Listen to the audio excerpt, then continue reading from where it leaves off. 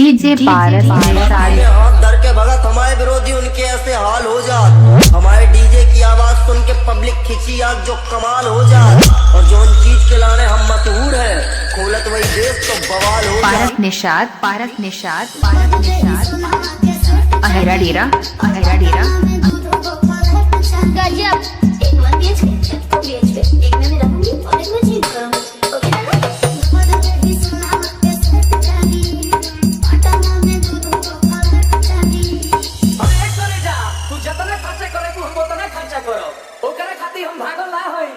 जदि हमरा के छोड़ के गइलू तो बुझ ली यार माई के हम छोड़ा हम संतोष पागल नहीं ना बुझे जाता तू चिराई उड़न बाज हो तो बुझ ली हम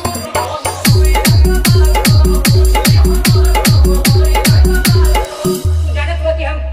ग्रेड ए पढ़ले ही डीजे पारस निषाद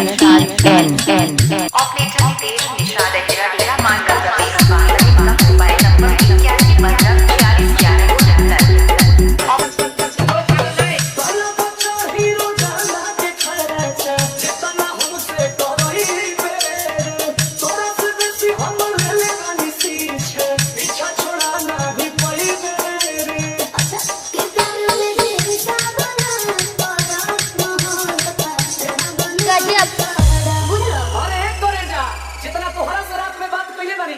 उतना के होरी खाती जागल ना है, लेकिन जदि तू हमार दिल तुरलू तो बुझ ली यार माई के हम छोड़ा हम संतोष पागल नहीं ना बुझे जाता तू चिराई उड़न बाज हो तो बुझ ली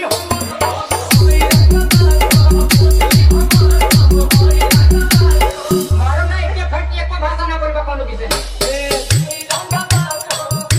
निषाद पारस अहेरा डेरा मोबाइल नंबर 8983461169 पर संपर्क।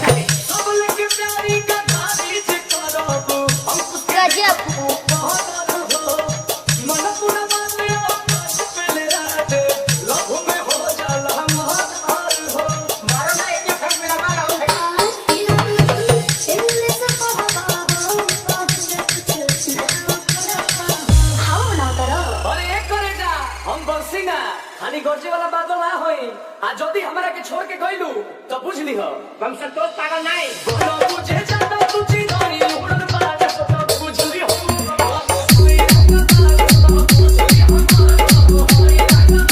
ऑपरेटर नितेश निषाद अहेरा डेरा मानका प्रतीक बांग्ला इनका mobile number 8115461169। Operator Nitesh Nishad Ahera Dera Manka Prateek Bangla इनका मोबाइल नंबर 8115461169।